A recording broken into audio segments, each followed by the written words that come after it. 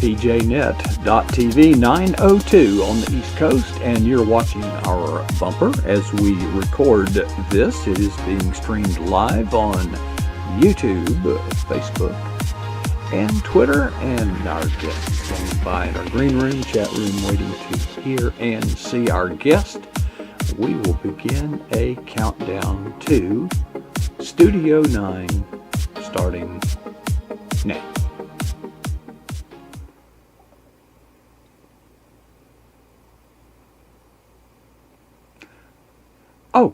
Well, good evening. Welcome to pjnet.tv. I'm your host, Coach Prasic, and it is, well, that time of the month, which is the second Tuesday of every month. We are honored, thrilled to bring Jake McCandless all the way. Now Jake has been, as of late, not feeling very well. So let's start out, Jake. How are you feeling lately? I am good. So last month, when it was that time, it was the second Tuesday, I was messaging you as my father-in-law was taking me to the ER, and like I better get this done, before this gets worse. And so was dealing with just crazy blood pressure shot up and some few other things the day before, and then it happened again. And so we thought, well, let's get checked out while it's all happening. Mm-hmm. And so I've been through tests all month about what that is. I've been cleared from what they thought it was, but I got COVID in the mix. And so, of course, everything was just COVID. So whatever weird symptoms were going on, it's all COVID. So it was the 16th. I was positive with COVID, and just a couple days ago felt like you could just like a normal, push through the day. And so blessed that it wasn't worse, but it did kick my tail pretty good. Okay, so now all the stuff you didn't do during that time has piled up, and you now have the avalanche. It's like coming back from a long vacation, vacation over. Yeah, so the family put me in the back room, and the back bedroom for, almost 14 days, whatever it was, 2 weeks, whatever, fed me at the door, dropped something and run back, which was cool. Whether it was related to what we did or just God's protection, my wife and the girls didn't get sick. But actually, I got a lot done because I tried to stay busy. I didn't want to lay around and make it worse. So push through. So it was actually productive for me. So, I might need to do that again. Okay. I'll let you I'll tell you what, you get it twice. I'll try to stay on the other side of that. There we go. That's right. I was reading some stuff of yours on Facebook, and I ran across, I kind of gave it away. I was going to make it a secret, but there's been a study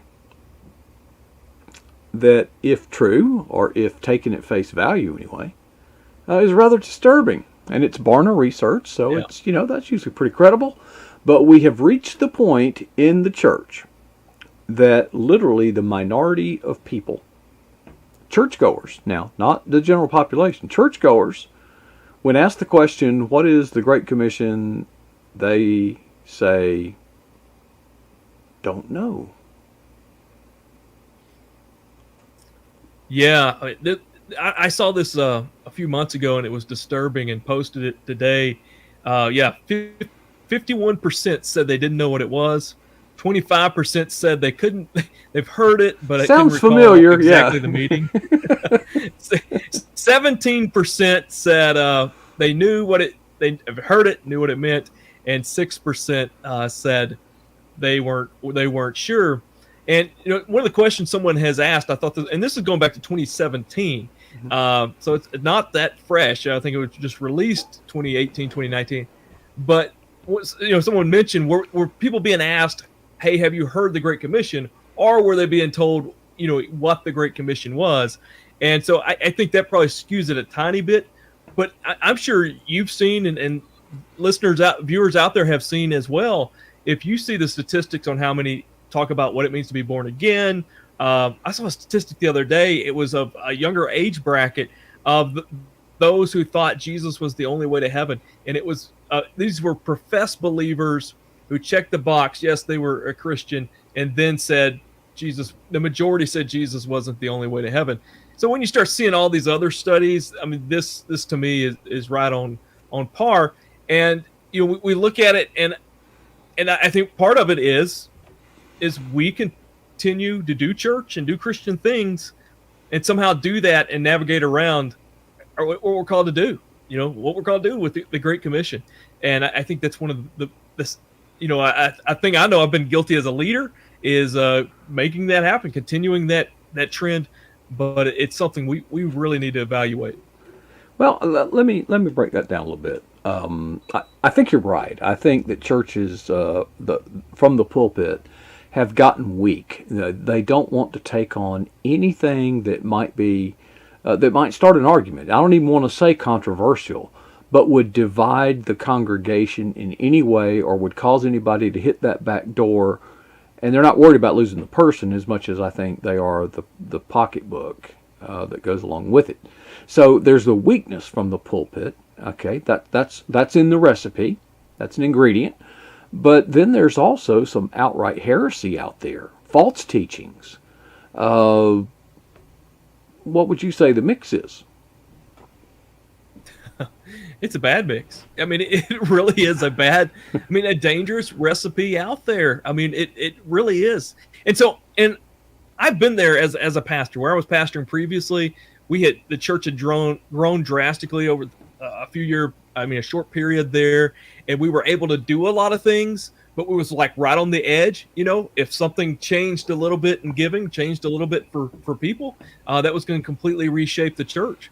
And so you do have that as a pastor. You have that pressure, and I can't imagine some of the massive large churches. I mean, I pass a massive large church, and I don't think, oh, that's cool. I think, oh my, the headache of just trying to make budget each week would be a killer. It's what I think when I pass by. And so, I mean, I know just a little bit of pressure I have felt in that role. I know that's a real thing that's happening, real thing going on. And there's so many things you feel like you can navigate around and feel like you're okay, even though you're not pushing where you need to be. And so that's going on. But yeah, the false teaching. What's amazed me was when I wrote first book that was published, Spiritual Prepper. I spent a lot of time researching false teaching. I was blown away. Almost all but one New Testament book mentions be aware, or some type of warning about false teachers. And then we're afraid to call anybody out. We're afraid that you can't say anything about someone teaching falsely or anything like that. And so it's definitely was warned it's going to be a huge problem, and I think it's huge. And within the false teaching, there's so many different variants. You've got people who are outright teach. The foundation of false teaching pretty much in Scripture seems to always go back to what's going to benefit the teacher or allow the teacher and the congregation to live out their lust, their sinful desires. And so you've got that going on straightforwardly. And then you've got just, those who mean well and have veered off, and, they may be off just a small bit, but then their congregation is off further and it just continues down the line. I was in a meeting Friday with a group of churches and a group of pastors representing some churches, and we were meeting with a missions group, and they were talking about this particular region of the mission work, and the statistics was it was nearly 90% or over 90% of the pastors within that work internationally had not had any training whatsoever. And I'm so thankful these men are leading out. But what they're talking about is they were trying to find ways that we could come along inside and support these international pastors to provide training. And so when you have all these that recipe, it's a lot of false teaching out there. We've got 2,000 years of false teaching building up on each other, and then you've got a lack of training and I think oversight and all that stuff. That I think it's a very dangerous area within the Christian teaching, Christian church. Well, I think there's been a cultural shift that has facilitated false teachings. Until recently, the culture believed in the scientific method. There was such a thing as absolute truth. There was such a thing as morality and righteousness. But then we drifted from that to being kind of virtuous pagans. We're a secular culture, but we still are virtuous.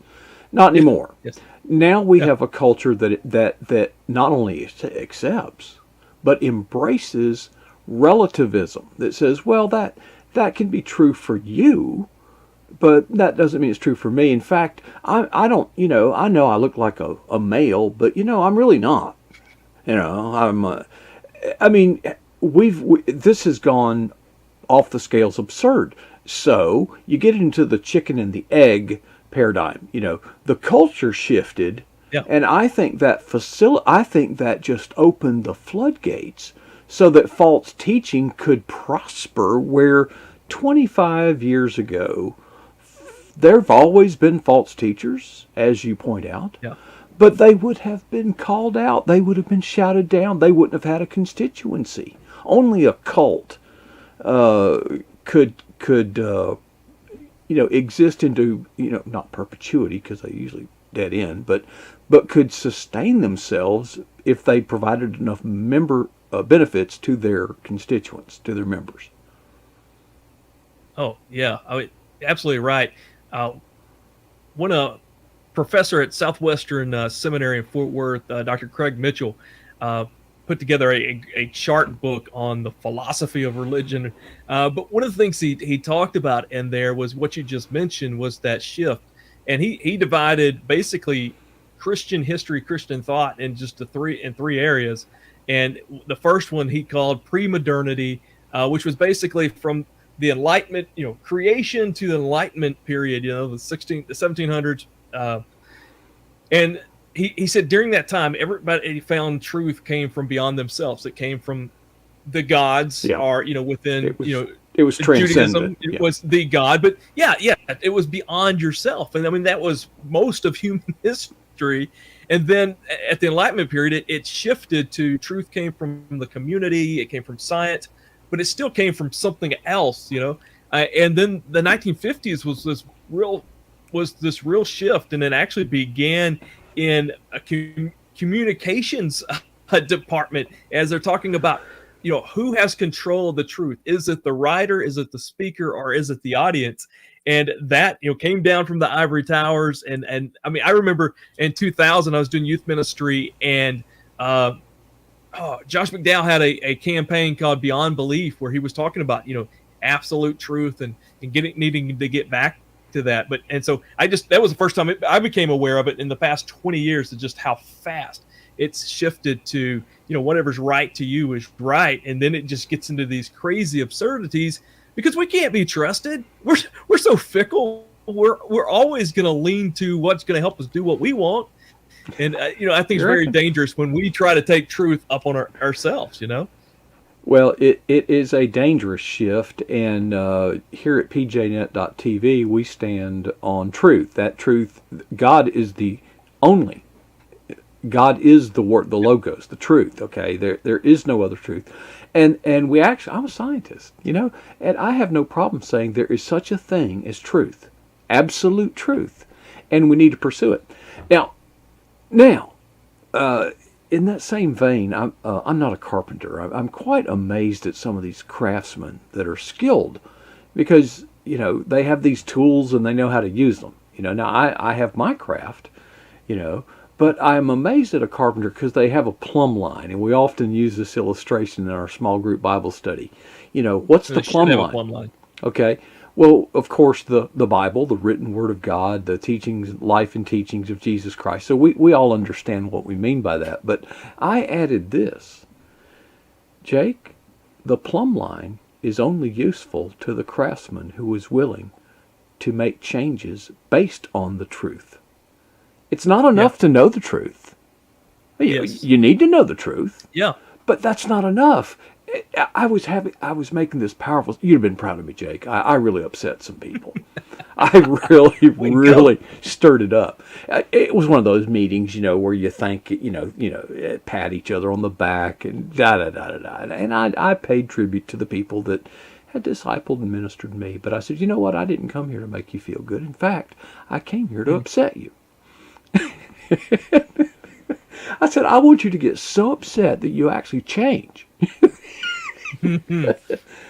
I think it worked. They haven't asked me back, but actually, that's The truth went forth, but but no, I think you're exactly right. So I see that in the, I've been in this prophecy world of it's so I've got one part of me, because I'm teaching on prophecy, writing on prophecy, I'm doing these prophecy events, and so I'm around people who are interested in it. But my heart is this put this part of the truth before people who aren't interested in it, and which has just led to me some really the past several years, running into so many who, don't touch that, especially pastors and leaders who don't touch that, don't deal with that. But then seeing so many who hold to a view and aren't willing to just work through the text and see it. And I stay so frustrated all the time, because it is crazy. It's like a veil when it comes to end time matters, when it comes to matters of Israel, I think. And it really is, why don't we just open the text? And what I have seen is an unwillingness to just say, hey, I was wrong. Listen, I was completely wrong for how I taught that for 16 years as a pastor. I was wrong. I mean, I've had to go back to my congregation and say, you know what, I believe I taught this wrong. And it's still working out. And so now I try to spend a lot of time saying on things I don't know, I surely don't know. And but what I've seen, just an unwillingness to just, I had a pastor, I'm in his office and talking, and he asked me about some views about, like the end times, and I told him where I stood and what I taught, and I talked about one particular that talked about the rapture, and I talked about I like to share these different views together, and he stopped me and he said, Jake, you cannot give the congregation a choice. You have to present one or the other. And I went, well, I don't see enough evidence that he's solid enough with that. And I've had that encounter twice. I've had other encounters like that where it just hardened, just unwilling to just open up the text and deal with it. And I don't mind being called out that I'm wrong. But hey, let's just open it up and let's work through it. And I think there's a lot of, like you said, it's just a lot of being stuck there. And then we also see this on the church front and how we do church. If you saw this post, you may have saw a post from me this week. So I had a church member come up to me Sunday and said, Jake, I was talking to so-and-so at, as pastor, and he asked me where we were going, and I said Epic Church, and he says, oh, you're going to that place where the pastor wants to make everybody a church planner, and minute negative, and I'm like, hey man, yes, wow, that's incredible. What a better compliment could you get? But where it comes from is we've been changing some of our structure and our approach to hopefully better reach people. And that's the flack that you get when you try to step out to try to do something to, to accomplish what we're called to do with the Great Commission. So I think, in all these different areas, I think this unwilling, even for those who are being faithful and for the most part teaching the truth, it's this unwilling to just let the Spirit drive you and the text drive you. That was the second bullet point on my notes today. I don't have to tee that one up. I with it, right? Yeah, that was great. I remember one time I was in a dispute with church leadership. The associate pastor called me in. I was picking up this young man who had been in an automobile accident, and clearly something was wrong cognitively. You know what I'm saying? Within a few seconds, you knew that this guy, there was something wrong with him. That's why he couldn't drive. That's why I went and picked him up. Well, I was summoned in there, and they said, don't pick him up anymore. I thought, well, good, because no one was helping. I was the only one, and I thought, well, did he move? No. Oh. Is he going to another church? No, there was an incident. Oh, okay. What was it? Well, we can't say.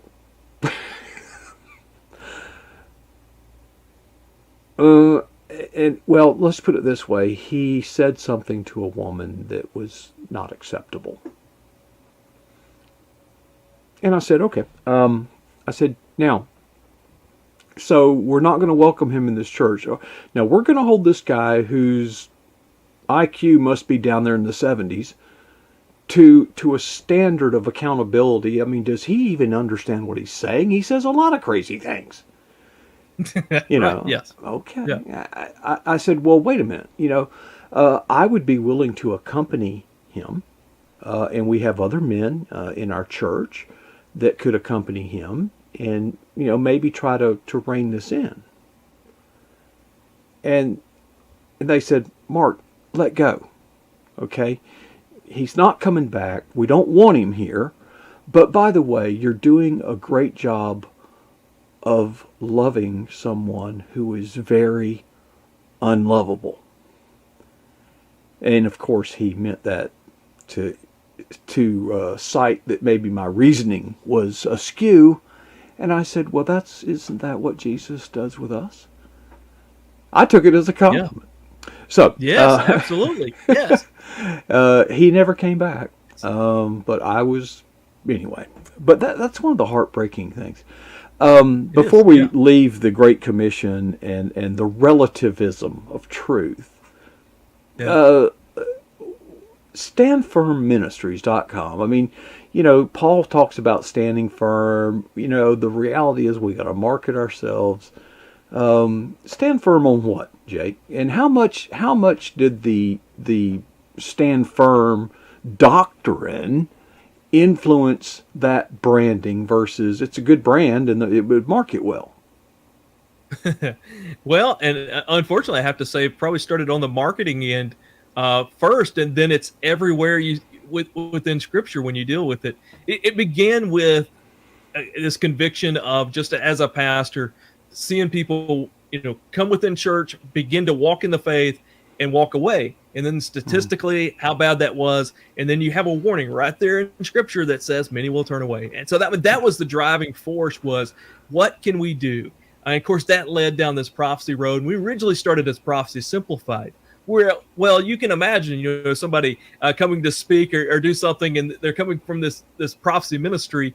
You have those who are very interested in that Mhm. aspect, but then Yeah. you have that, totally freaks people out. Right. And it really was. We had this great year, our first year, just tremendous. Spoke every week, a couple places except for Super Bowl Sunday and Easter, which I think that's about as best as you could do, God. And then God put a stop that had just stopped for this the next summer, and so we really did some reevaluating and really came to the conclusion the heart wasn't the prophecy part. The heart was how can we help people, stand firm? How can we people remain faithful? And so that's where stand firm came from. But just this week, I was preparing for something, and I just noticed Jesus says it, Paul says it, that when there is a talking about these things to come and these challenges, it always answers that with stand firm. I mean, that's it. That's the answer that is given so many times to what we should do. These bad things are going to happen. It's going to be more difficult than anything before. Therefore, what shall we do? Well, stand firm. These, eternal matters are coming. Therefore, what shall we do? Stand firm in the faith. And so, I mean, that's the heart behind it. And we really, spent a lot of time, which would have been pre-COVID. The mission was, the tagline was, we're trying to help believers hold on to the faith. But during COVID, that has shifted. Now we're talking about helping believers navigate such a time as this, and it's shifted of not just this challenge to stand firm. To me, we've been hit with something. However, that plays out, and prophetically, I guess we'll see. But we've been hit with something that's been challenging, world changing, church changing, and so with that, how do we navigate these things? And so that's been the real shift of what we're trying to do through whatever we're putting out there. That's the heart behind it. Well, Jake, as you were talking, I was reminded, standing firm. Let's just drill down on that because at this same meeting that I was at, trying to upset everybody, I was critical, as I was a moment ago, about they wanted to start a new Bible study. I said, I applaud that. I'm all in. I support that. I said, but that is so safe. I said, I said, the fat person knows they're fat, Jake. When you've lost a lot of weight. Now, did you not know you were overweight? I knew it, man. I knew it. I mean, yeah, I quit looking at mirrors and quit getting on scales, right. but still knew it, you know. Okay, so here's my point, or I'm going to get there. We've got a little extra time tonight, folks, so we're going to use it. Okay, we've only got 2 more bullet points, actually 1 more after this one, since Jake jumped the gun on me. Anyway, I said, we've got a generation of keyboard warriors. You see, because it's pretty safe. We can huddle up in our safe sanctuaries, but standing firm is a lot easier in those circumstances. But we are, for the first time in millennia, really, I mean, in Western culture anyway, for the first time, I was having to teach my daughter something I was never taught explicitly. I said, if there were a knife to your neck and said, renounce Jesus Christ and spare your life, what would you do? Now, see, my parents never had that conversation with me because it wasn't possible. Yeah. Today, we're starting to think maybe, So here's, and there was a friend of PJ Net, Judge Roy Moore in Alabama. Now, you may not know who that is. But you might you might remember the judge, the Supreme Court justice that brought in this massive 10 Commandments thing in the court. Well, ultimately, he was removed from office by federal officials, literally removed from office. But he stood firm. All he had to do is, set him up somewhere else. But he stood firm. Folks, it's, so when you contemplate the real meaning of stand firm, I think we all basically believe in standing firm at some level. But standing firm when it costs you is a lot harder. And your friend Christopher Manti, I like watching his programs. Not that I agree with him that much, but he acknowledges, folks, this so-called persecution that we said, they don't even have the water's not even warm yet, folks. It's going to get a lot worse, and we need to be prepared to stand firm. No, Shadrach, Meshach, Abednego style. Okay. Daniel style. Yeah, absolutely. And I mean, and that was where the conviction was when we launched out. It was that heart. We were seeing these and feeling these things. I mean, when we launched out, that was the Atlanta, Georgia fire chief who was fired because something he had printed at his church. He got fired from his work. You had in Houston, you had all the pastors subpoenaed, their sermons subpoenaed one weekend.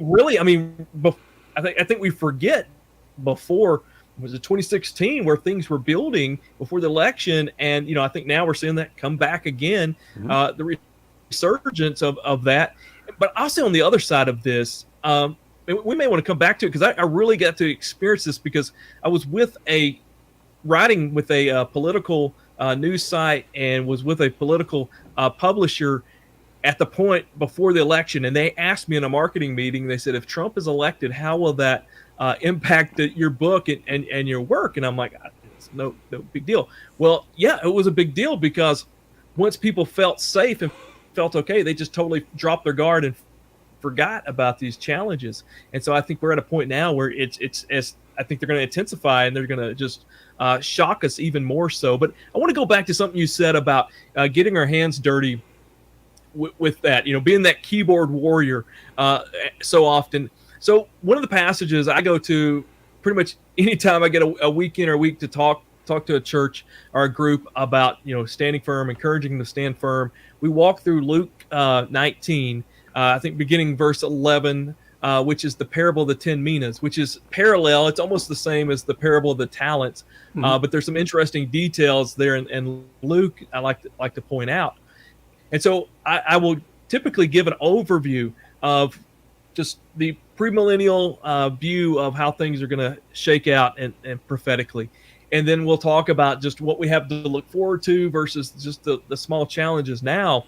And then we'll encourage people to stand firm. And then I would read from Luke 19, where it talks about this son of noble birth who comes to a country, has people who begin to follow him, has servants. He goes away.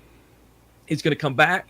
And so he gives each of them a mina, which is, I think, represents about like 3 months of income. and they're invested in him. He goes away, he comes back and gives an accounting of that. And then you have those who did invest that well. And he says, well done. And Matthew 25 says, well done, my good and faithful servant.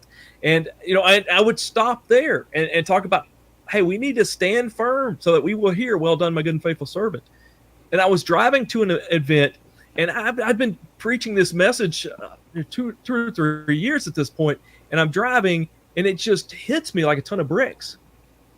If you walk through Matthew 25, if you walk through Luke 19, those parables, it's not the standing firm that they're found faithful with.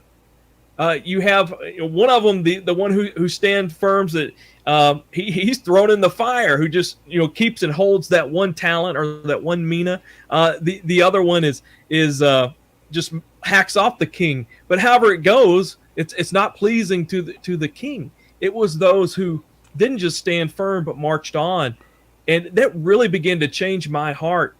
Is just we're not going to be ready to hear, well done, my good and faithful servant, just by standing firm. And as you said, we struggle with that. I struggle with that.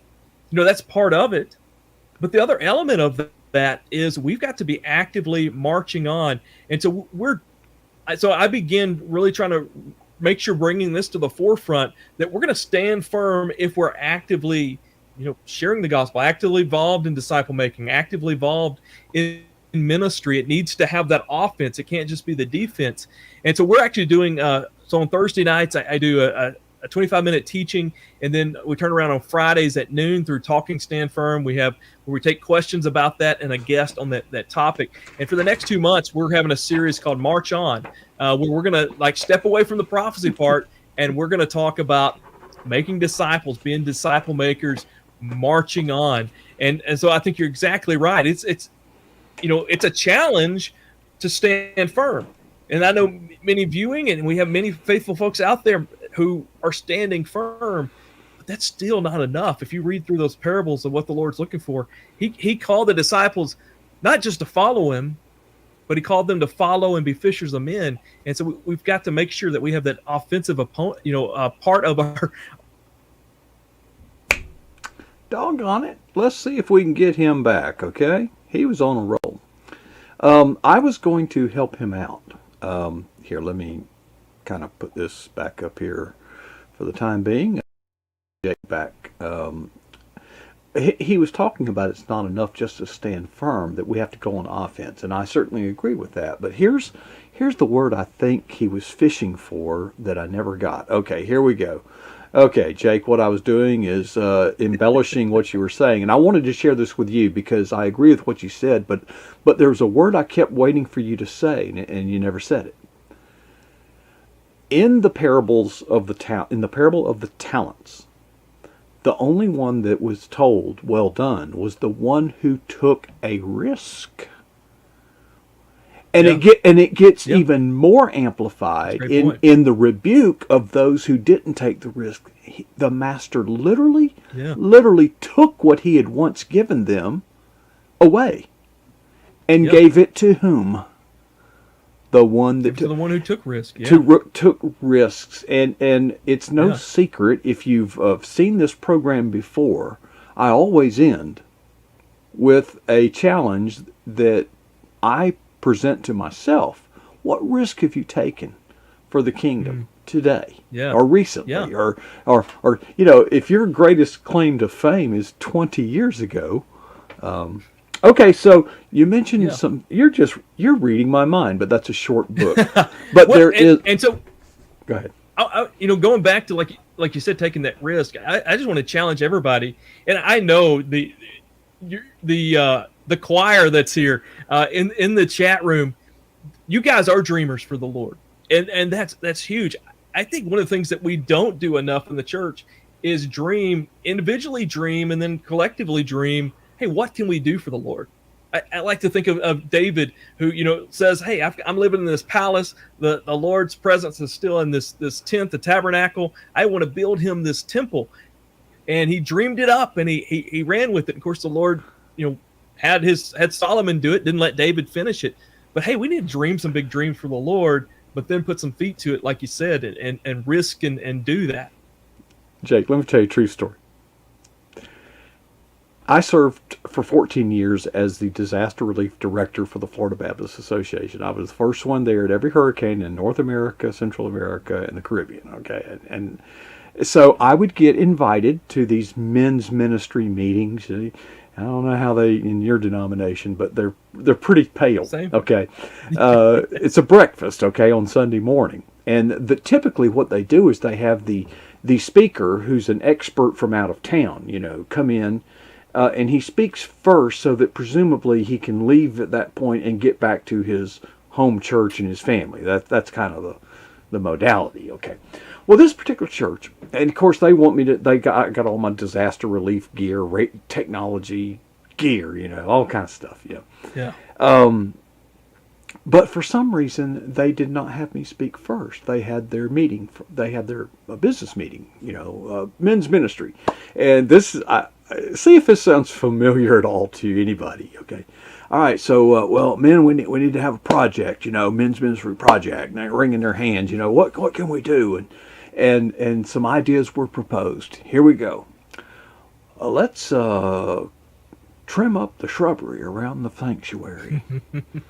Yes. Another great idea that came up. Let's repaint the stripes in the parking lot because they're getting kind of dull,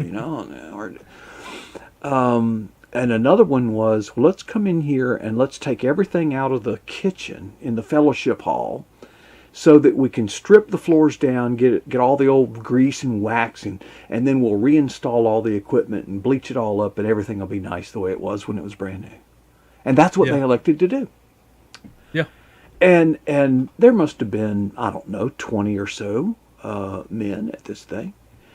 And the vast majority of them, like 15, agreed to come down there on a Saturday. Now, this is during football season in Tallahassee, Florida. There was a day, Jake, when FSU was a big deal, And I probably wish they were doing it this week. Yeah, we got all the time in the world now. So then it's my turn to talk.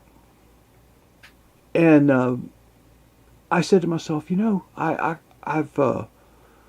I got to tell you, man, I'm impressed. I said, over 75% of you elected to give up your Saturday to come down here and do something that you're probably not going to get a trophy for. It's not a big deal. I said, but gentlemen, I submit to you that one possible reason that you're so willing to do that is that there is not a chance in hell of you encountering a lost soul down here on Saturday. And man, it got quiet. It got real quiet. And I said, I didn't come here to talk about football, although I love football. I didn't come here to really even talk about all these boy toys and disaster relief. I came here to talk about a lost and dying world. And we're supposed, and I think that we have gotten too comfortable. I think, we're kind of dwelling on this, but Stand Firm Ministries, the Great Commission, cultural relativism in our society, and it's not necessarily tied to prophecy, which I try to let you do your thing over there. I mentioned earlier. Oh, you let me wear the tinfoil hat. I got you. Well, it's funny because you said when you started, you got to take on this brand. You have to give some consideration to branding, and when you start aligning yourself with prophetic stuff, you might as well hang a sandwich board on saying I'm a conspiracy theorist. You might as well, because the ones that want to hear that are very interested. Everybody else thinks you're wearing a tinfoil hat. But it's if somebody questions if that's true, they need to read my emails that you get. I can give you a lot of evidence that's been sent to me on a lot of conspiracy theories. Sure. Now, I mentioned a friend of yours, Christopher Manti, and I was noticing that there's a conference coming up that's got, some powerful speakers. CIRA. One of the speakers is Christopher Manti. Are there any other good speakers attending that conference, and what is that conference about? Well, so there is a session, and there's a speaker named Tom Dole who is absolutely incredible. He is a can't even say all that he does, but does a lot of work in the Middle East. Incredible author, and he's doing a session at the same time as this other guy named Jake. And I tell everybody go. I'm like, man, I want to hear Tom. So no, just absolutely honored to be a part of this. It's a ministry led by Al Fadi, and I encourage people to look him up, to look up this conference. So Al Fadi is a former terrorist. I mean, he was connected to Al Qaeda, and then he comes over as a college student in the Midwest, gets saved. Just this incredible story. I spoke with him a couple times at a live event, in the amount of security that he has to have. So me with our Stand Firm stuff at the table that we always have like gas mask and ammo boxes and all this stuff, And so I show up to speak with Al Fadi, and he's got security detail, and you're having to have present credentials to even get in.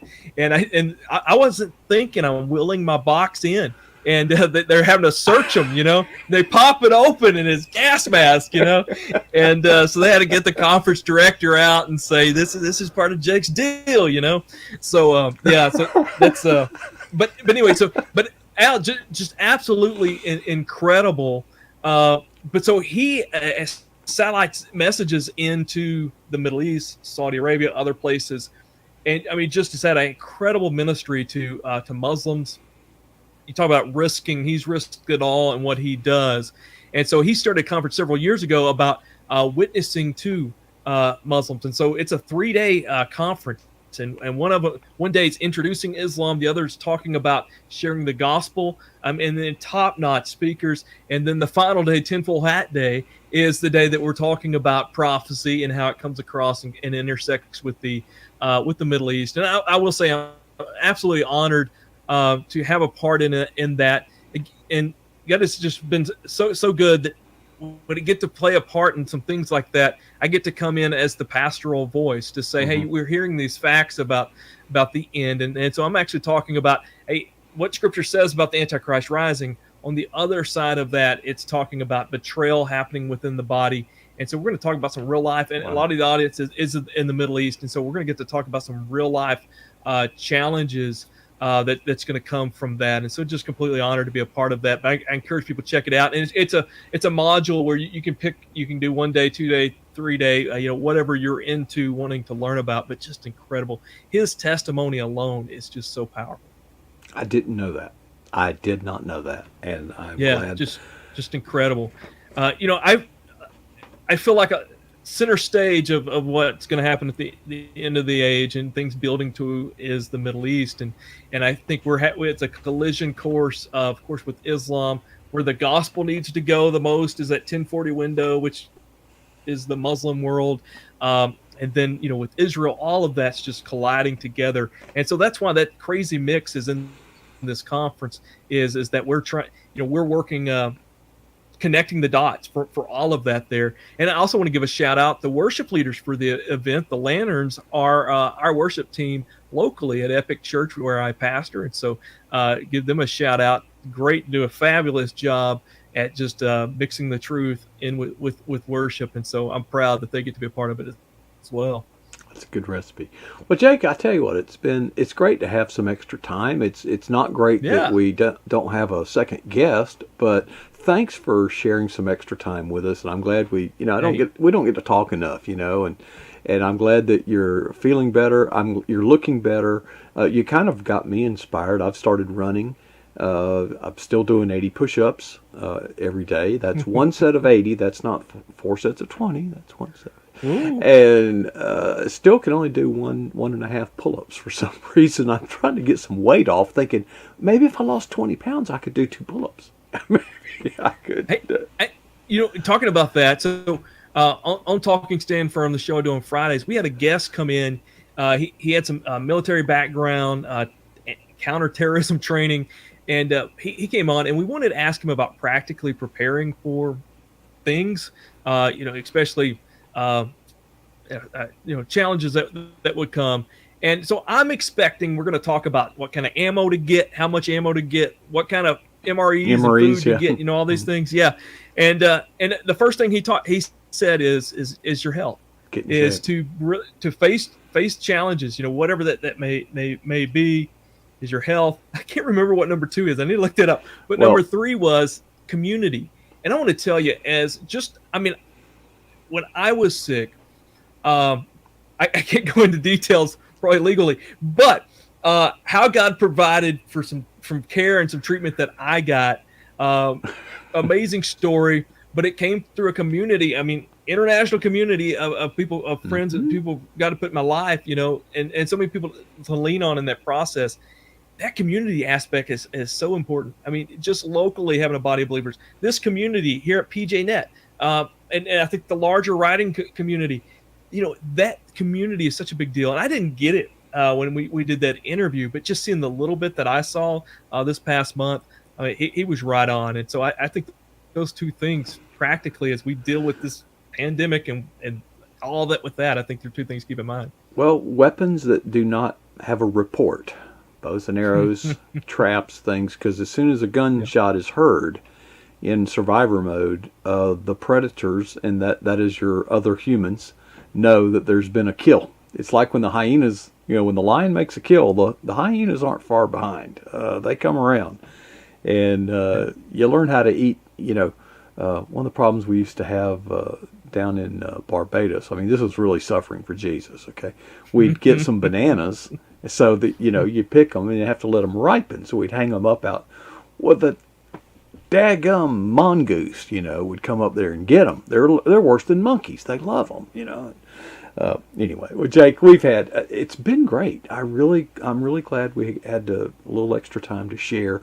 Thank you for your commitment to being here month after month after month, to the point that you're on your way to the ER and you're sending messages to the effect, "I can't make it tonight." Jake, you must have a pretty boring life that that thought was even on You your were the mind. first person I reached out. Hey, before Mom gets to know that I'm going to the ER dying. I mean, it's you. So my wife, then you. Well, my father-in-law was driving me, so for my wife to meet me. So yeah, you were right there. Amazing, Jake. We love you, brother, and can't wait to hear from you. Enjoy that conference. Give us a good report, and let's keep going. Sounds good. Appreciate. All right. Oh, folks, what a great night. Hey, you want to get high? There you are, high above the Eagle's Nest, the broadcast facilities here at pjnet.tv. Hey, great to have some extra time to spend with Jake, and he sure was gracious in sharing with us. Thank you for all of you who have joined us in the pjnet.tv chat room. You're the family. You are the lifeblood. I can't wait to grab a cup. I bought one of those. It was on sale. It was on sale, one of those sampler things of K-cups, samplers. Well, I can't wait for the next cup of coffee, which I will make as soon as we get off the air, because this one was lousy. It was really lousy, and I've got no choice. I can't just walk off and change. But thank you all. We love you so much. I know I keep teasing this. Be patient, folks. We are about to decide this week on how we're going to handle the online ticketing for the event of January 15th. Now, actually, one of our speakers who will be at that event, Kirby Calhoun, former Green Beret, actually visited the Eagle's Nest today. We actually stopped by the venue, spent some time there in the barn, and so I got to meet him for the first time in person. We've got Wild Bill for America coming. We've got Dave. Oh boy, it's going to be awesome. We are actually going to start promoting, selling tickets. Well, way early. Now I realize some of the downside of doing that. But we can't make a brochure. We've got our list of speakers pretty well set at this point, the ones that will be appearing live. Now, there will be other speakers other than the ones on the card, okay? But we can't make that until we have a way to register and actually pay for, get your ticket and all that kind of stuff. So hopefully we'll get those But the reason we're having to do that, by the way, is we don't sell anything here. We don't have a merchant agreement. Oh boy, so we've got to make arrangements where you can register and get your. And we have to see, the place only holds 300. So we want to get the people that are most important, the PJNet family, give them plenty of time to get their tickets before we launch it to the rest of the world out there. But thank you. I'm really excited about it. I really am. And there's going to be some stuff. There's going to be surprises after surprise. It's going to be. Can't wait.